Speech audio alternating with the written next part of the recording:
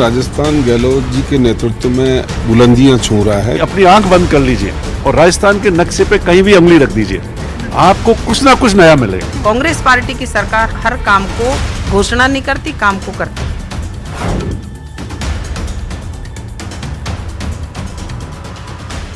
राजस्थान में निवेश की संभावनाओं को तलाशने को लेकर के राजस्थान सरकार की ओर से लगातार कोशिश की जा रही है और जनवरी में होने वाले इन्वेस्ट समिट से पहले अलग अलग जगहों पर जाकर के राजस्थान सरकार के प्रतिनिधि मंत्री रोड शो कर रहे हैं, वर्चुअल तरीके से निवेशकों से बातचीत कर रहे हैं। निवेश को लगातार राजस्थान बुलाने की कवायदें जारी है। इसी बीच हमारे साथ हैदराबाद के हाईटेक सिटी में राजस्व मंत्री रामलाल जाट हैं, उनसे हम बात करते हैं। रामलाल जी, आज आपने जो इस समिट को लेकर के रोड शो किया है, कैसा अनुभव रहा? किस तरह के यहाँ पर आपको देखने को मिला है? कितना सुझाव मिले हैं? कितने जो है इन्वेस्टमेंट को लेकर के यहाँ पर निवेशक उत्सुक है? देखो हेमंत जी, पहली बात तो कि राजस्थान गहलोत जी के नेतृत्व में बुलंदियां छू रहा है। विकास हो, सामाजिक कल्याण की योजनाएं हो, हर बेरोजगारों को रोजगार देने में हो। आज जो हाईटेक सिटी हैदराबाद में जो इन्वेस्ट मीट हुई, इसमें लगभग 40,000 करोड़ रुपए का इन्वेस्टरों ने एमओयू किया है जी। और राजस्थान में हमारे उद्योग मंत्री जी ने जो आंकड़े अभी आए हैं, जो टीवी अखबार में ही नहीं, हमारे सेक्रेटरी हैं साथ में, अभी अलग अलग राज्यों में मुख्यमंत्री जी की जो 2019 की उद्योग नीति जो लेकर आए हैं, इस नीति में वो तमाम प्रावधान किए जो अन्य राज्यों में नहीं है। इसलिए इन्वेस्टर मोटिवेट होकर स्वयं आ रहा है और हम जहाँ जा रहे हैं तो वो चीज़ें सारी सहूलियत मिलने की वजह से राजस्थान की ओर आकर्षित हो रहा। दूसरा, हमारा यहाँ आने का मेन उद्देश्य है जो प्रवासी राजस्थानी हैं वो भी और दूसरे लोग भी। राजस्थान अतिथि देवो भव है। सनातन धर्म की पालना पूरी तरह से करते हुए जो प्रेम भावना हर धर्म की रक्षा करता है हिंदू धर्म, उन चीज़ों को ध्यान में रखते हुए सर्वे भवन्तु सुखी सर्वे सन्तु निरामया, इस चीज़ को मानते हुए जानते हुए अतिथि देवो भव की जो नेचर प्रवृत्ति आम लोगों में है, उस चीज़ को मुख्यमंत्री जी ने इस नीति में डाला ताकि सब लोग यहाँ आए। वहाँ कुदरत ने भी, प्रकृति ने भी साथ दे रखा है। आज सोलर ऊर्जा में पूरे वर्ल्ड के अंदर जो सुविधाएं मिल रही है, इन्वेस्टर को चाहिए सड़क, पानी और बिजली, वो सारी चीज़ें, ज़मीन भी उपलब्ध हो रही। रोड सेक्टर में भी आप देखो, दिल्ली मुंबई कॉरिडोर है जो अधिकतर भूभाग राजस्थान के हिस्से में होके जा रहा है, चाहे रेलवे कॉरिडोर हो, चाहे सड़क मार्ग का कॉरिडोर हो। स्मार्ट सिटीज जिस तरीके से जो 50% स्टेट गवर्नमेंट वेन कर रही है, वहाँ कुचखेड़ा और भिवाड़ी के अंदर स्मार्ट सिटी का आयोजन किया जा रहा है ताकि वो तमाम सुविधाएं इन्वेस्टर को जो तकलीफें आती थी शहरी सेक्टर में हो, ग्रामीण सेक्टर में हो, वो तमाम स्मार्ट सिटी में वो फैसिलिटीज़ दी जा रही ताकि उसको 3 साल तक कोई ही स्वीकृति नहीं लेनी पड़े। ये कहीं नहीं ऐसी चीज़ें, वो धीरे धीरे लें। ब्याज पे छूट दी जा रही है, उसके टैक्स में छूट दी जा रही है, जो बिजली में छूट दी जा रही है, नाइट को इंडस्ट्री चलती है उसमें 1 रुपया पर यूनिट बिजली में छूट दी जा रही। ऐसी वो तमाम चीज़ें राजस्थान की नीति के अंदर डाली गई है। बारीकी से अगर नीति को पढ़ो तो बेरोजगार नए लड़कों को भी इंटरेस्ट पे छूट देके कुटीर उद्योग, लघु उद्योग, आम लोगों के कल्चर के उद्योग हैं राजस्थान के, वो तमाम चीज़ें वहाँ दी जा रही। इसलिए इन्वेस्टर आज प्रभावित होकर आज एमओयू भी हो रहे हैं, धरातल पे भी आ रहे हैं। गहलोत सरकार ने 3 साल पूरे किए हैं और इन 3 सालों में पहली बार ऐसा हो रहा है कि इन्वेस्ट समिट हो रही है एक बड़े स्तर पर, जिसको लेकर के आप लोग तमाम जगहों पर जा रहे हैं। इस इन्वेस्ट समिट को लेकर के कितनी चुनौतियां हैं और कितनी सफलता की उम्मीद है? देखो, सबसे बड़ी चुनौती है कुदरत की। जो कोरोना पिछले 3 साल में आपने देखा होगा, हम 13-14 महीना ही काम कर पाए, बाकी कोरोना में पूरी दुनिया चपेट में थी। फिर भी मुख्यमंत्री जी ने इसको अपॉर्चुनिटी में लेते हुए जनता को आह्वान किया और जनता ने माना। हमारे ब्यूरोक्रेट, हमारे डॉक्टर्स, हमारे एएनएम, हमारे जेएनएम, हमारे पुलिस, तमाम वो डिपार्टमेंटों ने, आम धर्म गुरु ने, आम पॉलिटिकल पार्टी से मुख्यमंत्री जी ने पर्सनली मीट की है। पर्सनली वर्चुअल 450 से ज़्यादा वर्चुअल कॉन्फ्रेंसों के माध्यम से टॉप टू बॉटम के लोगों से चर्चाएं करके उस कोरोना को जीतने का काम किया, जिसको WHO ने माना। और पूरी दुनिया में भीलवाड़ा मॉडल हो, रामगंज मॉडल हो, राजस्थान का मॉडल हो, उस प्रवृत्ति को खुद स्वयं भारत के प्रधानमंत्री जी जो इतने अहंकार रखते हैं, वो किसी की फ़ोटो भी साथ नहीं आने देते हैं, फिर भी उन्होंने अशोक गहलोत जी को धन्यवाद दिया कि किसी भी राज्य को दुनिया में अगर कोरोना की रोकथाम की तरीके सीखने तो अशोक गहलोत जी से सीखने चाहिए। तो ये अपॉर्चुनिटी, ये जो चैलेंज है सबसे बड़ा इन्वेस्टरों के लिए, वो है कुदरत का सभी जगह, लेकिन फिर भी हमारे वहाँ अच्छी व्यवस्थाएं हैं, जांच वगैरह हैं। आज भी देखो ओमिक्रॉन वगैरह की जो चीज़ें आ रही है, न कि बराबर के वहाँ दिक्कतें हैं। सारी फैसिलिटीज है, ऑक्सीजन प्लांट गाँव में लगा दिए गए हैं, ऑक्सीजन प्लांट CSC तक पहुँचा दिए गए हैं। जो राजस्थान में इन्वेस्टर्स आ रहे हैं उनको सरकार की किसी अनुमति की जरूरत नहीं होगी 3 साल तक, वो सिर्फ सूचना दे सकते हैं। क्या इन सहूलियतों को आप आगे बढ़ाने पर विचार कर रहे हैं और ज़्यादा सहूलियतें राजस्थान आने वाले निवेशकों को मिले? निश्चित रूप से उस नीति में वो प्रोविजन है। कोई भी उद्योग है, शुरू के 1-2 साल अगर उसके 1-2 वर्ष अच्छे निकल जाए तो वो स्टेबल हो जाता है। तो जो आदमी इन्वेस्टर बाहर से आकर हमारे वहाँ आ रहा है, गवर्नमेंट को टैक्स देगा, वहाँ के बच्चों को रोजगार देगा, वहाँ के हर फैसिलिटीज वहाँ के लोगों को देगा, तो उसकी सुविधाएं के बारे में सरकार ने उस नीति में प्रोविजन किया। और ज़रूरत होगी तो और नीति में परिवर्तन करना होगा। तो कैबिनेट में मुख्यमंत्री जी के सामने जो CII है, FICCI है और जो इनके एजेंसियां बनी हुई है, इसके माध्यम से ऐसी डिमांड्स आती है जिसको समय समय पर मुख्यमंत्री रिव्यू करते रहते हैं। इसलिए उसके लिए निश्चिंत रहें, जो ऐसी समस्याएं आएगी तो उनको निश्चित रूप से पूरा किया। आप डेयरी संघ के भी चेयरमैन रहे और डेयरी की संभावनाओं को लेकर के क्या आप भविष्य देख पा रहे हैं? डेयरी देखो आम लोगों का रोजगार है। आज ये गाय को पालने की बात करते हैं, जहाँ गाय कॉमर्शियल फ़ायदा देने की थी तब लोग पालते हैं। आज बेडरूम में बैठ के व्हाट्सएप पे कोई मैसेज करने से गाय नहीं पाली जाती। गाय को पालने के लिए 1 साल में साल भर पेट में गोबर चला जाता आदमी के, तब जाके गाय पलती है।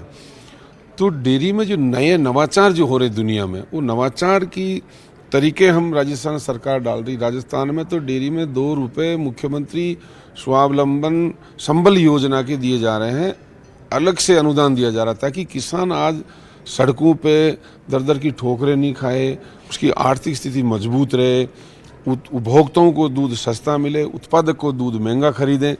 उसका डिफरेंस जो आ रहा है वो राजस्थान की सरकार दे रही है। इसलिए राजस्थान में डेयरी का बहुत बड़ा भविष्य है। सरस जैसा ब्रांड, कहीं कोई गुंजाइश नहीं मिलावट की, प्योरिटी 100% अच्छी तरह का दूध राजस्थान में है और डेयरी का भविष्य है और वहाँ बेरोजगार लड़कों को इससे बहुत बड़ा रोजगार मिला। आपने भीलवाड़ा के टेक्सटाइल उद्योग की बात की, उसको लेकर के आपको क्या लगता है कि पूरे राजस्थान स्तर पर भी बहुत सारी संभावनाएं हैं, भीलवाड़ा में भी है? और दूसरा जो मैं जिक्र कर रहा था कि जो समस्याएं आती है मूल रूप से राजस्थान के अंदर, बिजली की, पानी की, उनसे कैसे निपटेंगे? देखो राजस्थान में जहाँ भीलवाड़ा की बात की आपने, भीलवाड़ा में कोई रॉ मटेरियल नहीं, भीलवाड़ा में पानी का संकट था, भीलवाड़ा में बिजली का संकट था, लेकिन वहाँ के उद्यमियों ने रिस्क ली और राजस्थान सरकार ने समय समय पे मदद की। इसी का परिणाम है कि आज वहाँ कपड़े का मैनचेस्टर कहा जाता उद्योगों का, और आज सड़क भी हुई, बिजली भी आई, पानी भी चंबल जैसी योजना का वहाँ पहुँचा है, और रिसाइकलिंग से जो सीवरेज का पानी है वो आज उद्योगों में काम आ रहा है। वहाँ वेदांता का, हिंदुस्तान जिंक का बहुत बड़ा एशिया का प्लांट है, आयरन का जिंदल का बहुत बड़ा प्लांट है, वो मिनरल बेस डिस्ट्रिक्ट है, कपड़े का मैनचेस्टर है, दूध का मैनचेस्टर कह सकता हूँ। यानी हर वर्ग, छोटा सा जिला, भौगोलिक दृष्टि देखो तो भीलवाड़ा बहुत चारों तरफ से जिला घिरा हुआ छोटा सा डिस्ट्रिक्ट है, फिर भी वहाँ डेयरी सेक्टर हो, मिनरल सेक्टर हो, कपड़ा का सेक्टर हो, हर सेक्टर में वहाँ का इंडस्ट्री आगे बढ़ी है।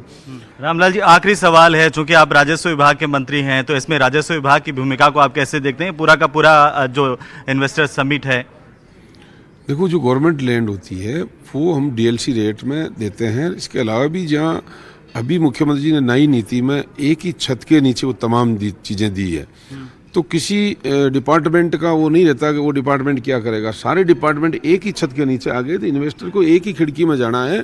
सारे विभागों की स्वीकृतियाँ स्वयं ऑटोमेटिक सीधे तरीके से होगी, ये बहुत बड़ा है।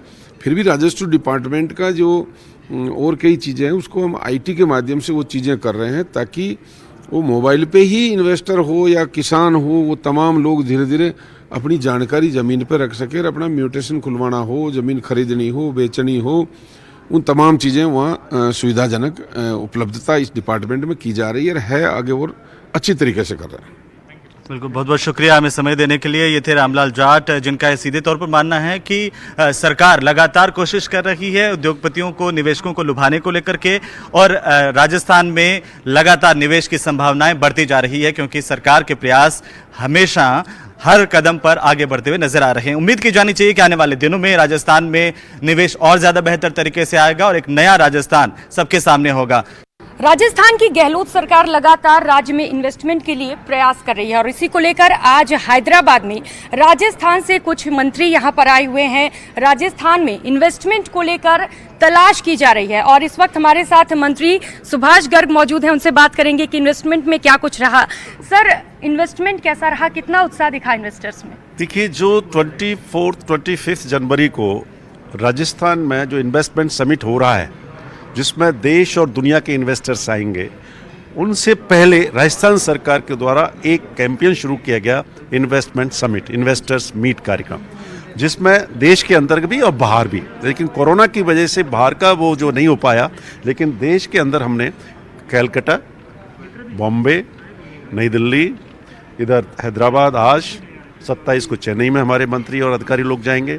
वहाँ हमने 2 तरह से इन्वेस्टर से मीट में जो डिस्कशन किए, एक तो LOI जारी कर रहे हैं, एक MOU जारी कर रहे हैं। MOU उन लोगों के साथ किए जा रहे हैं जो रियल इन्वेस्टर्स हैं, जिन्होंने ऑलरेडी सारा कुछ काम, प्रोजेक्ट उनका फाइनल हो चुका है और लैंड भी आइडेंटिफाई हो चुकी है। पूरी एक्सरसाइज हमारे इंडस्ट्रीज डिपार्टमेंट के द्वारा की जा चुकी है।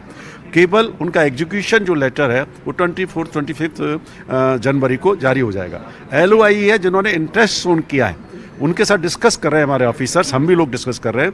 ये हमारे एरियाज हैं, आपकी क्या क्वेरीज है, क्या प्रॉब्लम्स आप सोचते हो, क्या चैलेंजेस आप सोचते हो, उन चैलेंजेस को हम डिस्कस करते हैं, कैसे हम मीट आउट करेंगे। तो इसके लिए जो हमारी जो पॉलिसीज़ हैं, RIPS 2019 है, चाहे MSME एक्ट है, चाहे आयुष पॉलिसी है, चाहे मेडिकल टूरिज्म की पॉलिसीज़ है, चाहे वो डिफरेंट स्मॉल स्केल इंडस्ट्रीज़ के क्षेत्र में पॉलिसीज़ है, चाहे वो टूरिस्ट पॉलिसी है, हमारी agriculture processing and food product जो है उसकी पॉलिसी है, उसमें जो प्रोविजंस है, जो इंसेंटिव्स दिए to attract the new investors, हमारे जो इमर्जिंग जो इन्वेस्टर्स हैं उनको किया है। और इसमें जो हमारे जो चाहे वो NRIs हों, चाहे वो राजस्थान प्रवासी लोग हों, देश दुनिया में डंका बज रहा है उनको हम दिला रहे हैं कि राजस्थान की मिट्टी पर भी जो आपका मिट्टी का जो ऋण है, उसमें से कुछ ऋण वापस राजस्थान को दे दीजिए, अपने लोगों को दे दीजिए। और वहाँ एक जो क्लाइमेट चेंज हो रहा है, जो इन्वेस्टर फ्रेंडली और इन्वेस्टमेंट फ्रेंडली जो स्टेट बन रही है हमारे माननीय मुख्यमंत्री अशोक गहलोत जी के कुशल लीडरशिप में, प्रभावी नेतृत्व में, तो मैं समझता हूँ Rajasthan is emerging as a developed state, is changing from all of the point of view. चाहे किसी भी क्षेत्र में चले जाएं, वहाँ आप आज देंगे, जयपुर आइए, आप उदयपुर आइए, कोटा जाइए, भरतपुर जाइए, अलवर जाइए। और राजस्थान तो वो स्टेट है, मैंने अभी कहा था कि भाई अपनी आंख बंद कर लीजिए और राजस्थान के नक्शे पे कहीं भी उंगली रख दीजिए, आपको कुछ ना कुछ नया मिलेगा। ठीक है सर, आप नए इन्वेस्टर्स को आकर्षित करना चाहते हैं, आप चाह रहे हैं कि नए इन्वेस्टर्स आएँ, लेकिन चूंकि अभी हैदराबाद और भी जो मेट्रोपॉलिटन सिटीज़ हैं वो ज़्यादा डेवलप्ड हैं एज़ कम्पेयर टू राजस्थान, और राजस्थान में अमूमन बिजली और पानी की भी समस्याएं हैं, तो और क्या कुछ डेवलपमेंट करेंगे जिससे कि ज़्यादा इन्वेस्टर्स आकर्षित हों? देखिए, बिजली की तो अब समस्या नहीं है राजस्थान में, हम पावर सरप्लस स्टेट है, तो बिजली के पावर के क्षेत्र में तो कोई दिक्कत नहीं। पानी क्योंकि निश्चित रूप से रेगिस्तान है, पूरा थार डेजर्ट है, पानी की प्रॉब्लम रहती है, हमारे यहाँ पानी की कमी रहती है, लेकिन उसको काफ़ी हद तक मीट आउट किया है। और मैं बताऊँ, जहाँ रेगिस्तान की बात करें, जहाँ पानी नहीं है, वो हमारा सोलर हब बन चुका है, सोलर एनर्जी का हब बन चुका है। तो we have converted the challenges into an opportunity. हमने उन चुनौतियों को, जो भी हमारी चुनौतियाँ थी, सीमाएं थी, उनको अवसरों में बदला है। और इस तरह से नए एरिया आइडेंटिफाई करके इन्वेस्टमेंट के फील्ड में उनको आइडेंटिफाई करके, अब जैसे आयुष का मैं बताना चाहूँगा, जो मेडी टूरिज्म के थीम पर हम टूरिस्ट डेस्टिनेशन हब बनाना चाह रहे हैं, जिससे कि लोग वहाँ आएँ और वो इन्वेस्टमेंट हॉस्पिटलिटी इंडस्ट्रीज़ में, होटल, रिजॉर्ट्स और ये जो आयुष के सेंटर्स, वेलनेस सेंटर्स, ये सब बने। इसी तरह से मेडिकल इंफ्रास्ट्रक्चर, जो आधुनिक एलोपैथी है, उसके क्षेत्र में अच्छे हॉस्पिटल्स बने, अच्छे उनके सराउंडिंग्स एरिया, उनका हिस्टोरिकल प्लेसेस का हो, तो वो लोग आएंगे। जो मेडी टूरिज्म का थीम बड़ा डेवलप हो रहा है पूरे देश दुनिया में, तो उसमें हमारे हज़ारों करोड़ रुपए का इन्वेस्टमेंट आने की संभावना है। आप तकनीकी विभाग से हैं, तो उसमें क्या कुछ प्लानिंग्स है आपकी ओर से कि उसमें किस तरीके से इन्वेस्टमेंट है? देखिए, उसमें मैं तकनीकी शिक्षा को डील करता हूँ। तकनीकी शिक्षा के डील करने का ये है कि हम जो न्यू टेक्नोलॉजी है, new courses in the area of technical education, IT इसमें। तो मैं बताना चाहूँगा कि हमारे कॉलेजेस ने, हमारी यूनिवर्सिटीज़ ने जो जैसे आईटी के डिफरेंट कोर्सेज हैं, चाहे क्लाउडिंग के हों, चाहे कोडिंग के हों, चाहे इंटरनेट ऑफ लर्निंग्स का मामला हो, इन सब को लेकर के कोर्सेज हमने लॉन्च किए और उन कोर्सेज पे अच्छा काम चल रहा है। हमारी जो राजस्थान टेक्निकल यूनिवर्सिटीज़ है या जो स्किल डेवलपमेंट यूनिवर्सिटी, देश की अपनी एक अकेली यूनिवर्सिटी है राजस्थान स्किल डेवलपमेंट यूनिवर्सिटी, वहाँ हम स्टूडेंट्स को या यंग जो हमारी यूथ जनरेशन है उनको ट्रेन करते हैं, स्किल डेवलप करते हैं, जिससे कि आपको ट्रेंड और स्किल जो है लेबर भी मिले, वर्क फोर्स भी मिले, जिससे कि इन्वेस्टर जो आ रहा है उसको वर्क फोर्स की कमी का सामना नहीं करना। सर, आयुर्वेद विभाग भी आपके पास है, आयुर्वेद विभाग को लेकर क्या कुछ प्लानिंग्स हैं सरकार की ओर से? मैं समझता हूँ Rajasthan will be the first state जितना काम आयुष के क्षेत्र में किया जा रहा है। हम आयुष पॉलिसी के तहत हर संभागीय हेडक्वार्टर्स पर इंटीग्रेटेड जो है आयुष कॉलेजेस, जिसमें आयुर्वेद होगा, होम्योपैथी होगा, योग एंड नेचुरोपैथी होगा, यूनानी के कॉलेजेस होंगे। इसके अलावा मेडी टूरिज्म की तर्ज पर हमारी जो पॉलिसी, जो डॉक्यूमेंट 2020 डिक्लेयर किया गया माननीय मुख्यमंत्री जी के द्वारा, और बजट घोषणा जो 21-22 की थी, उसमें हमने 20 आइडेंटिफाई किए लोकेशंस, जिसमें उदयपुर है, कुंभलगढ़ है, नाथद्वारा है, पुष्कर है, भरतपुर है, अलवर है। ये जो टूरिस्ट पॉइंट ऑफ व्यू से भी बड़े हमारे डेस्टिनेशन पॉइंट्स हैं। यहाँ हम इनको लैंड्स देंगे बहुत लिबरल प्राइस पर। हमने we have already identified the land, जो 100 बीघा भी हो सकती है, 600 बीघा भी हो सकती है, 50 बीघा भी हो सकती है, 60 बीघा भी हो सकती है। जब लैंड इज अवेलेबल तो जो व्यक्ति या जो इन्वेस्टर्स इस आयुष के वेलनेस सेंटर खोलना चाहता है मेडी टूरिज्म के थीम पर, वो निश्चित रूप से उसको खुशी होगी कि राजस्थान पहला स्टेट होगा या राजस्थान आपको सरकार लैंड दे रही है, आपको इन्वेस्ट करना है, वहाँ बिल्टअप करिए, आयुष हेल्थ और वेलनेस सेंटर डेवलप करिए, मेडी टूरिज्म की तर्ज पर वहाँ लोग आएंगे। 15 दिन का, 20 दिन का, पंचकर्म का जैसे वो उपयोग करते हैं, आप अपनी बॉडी को रिलैक्स करना चाहते हैं या पूरे बॉडी को कहते हैं क्लीन, मशीन को जैसे क्लीन करते हैं, बॉडी को क्लीन करना चाहते हैं, तो उस टूरिज्म की थीम पर हम लोग डेवलप कर रहे हैं। और मैं सोचता हूँ राजस्थान जहाँ आयुर्वेद विश्वविद्यालय है हमारा, जहाँ international centre for excellence in field of Ayurveda, for that 48 crore रुपए हम वहाँ की बिल्डिंग के लिए माननीय मुख्यमंत्री ने बजट में घोषणा की, जिसका अब जो है वर्क शुरू होने वाला है और उसको देखेंगे। मैं समझता हूँ दुनिया के कुछ ही देशों में ऐसा सेंटर देखने को मिलेगा। बहुत शुक्रिया सर, बहुत शुक्रिया आपका। तो ये थे हमारे साथ तकनीकी शिक्षा मंत्री सुभाष गर्ग, जिन्होंने बताया कि राजस्थान के क्या कुछ प्लानिंग्स हैं जिससे कि ज़्यादा से ज़्यादा जो इन्वेस्टर्स हैं वो आकर्षित हो सकें। उम्मीद है कि इस इन्वेस्टमेंट के बाद राजस्थान और भी ज़्यादा तरक्की करेगी और भी ज़्यादा विकास होगा। हैदराबाद में इन्वेस्ट राजस्थान सम्मेलन किया गया है। राजस्थान सरकार की उम्मीद ये है और कोशिश ये है कि ज्यादा से ज्यादा इन्वेस्टर्स को आकर्षित किया जाए और इसी को लेकर ज्यादा बात करेंगे। इस वक्त हमारे साथ उद्योग मंत्री शकुंतला रावत मौजूद हैं। मैम, कैसा रहा ये सम्मेलन और कितनी उम्मीदें हैं, कितना उत्साह दिखा इन्वेस्टर्स में?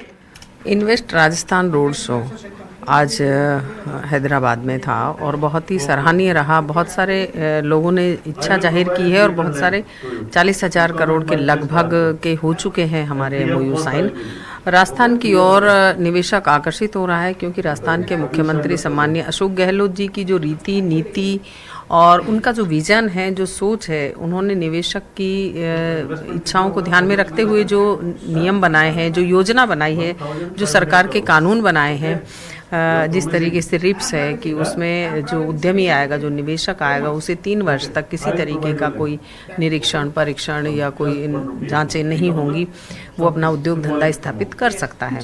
दूसरा है वन स्टॉप शॉप, जिसकी एक ही छत के नीचे आपको सभी डिपार्टमेंट के ऑफिसर्स वहाँ पर मिलेंगे और सभी जगह आपको अलग अलग जगह पर नहीं जाना पड़ेगा, वहीं पर वो एक जगह सारी सुविधा इन्वेस्टर्स को, निवेशक को मिल जाएगी।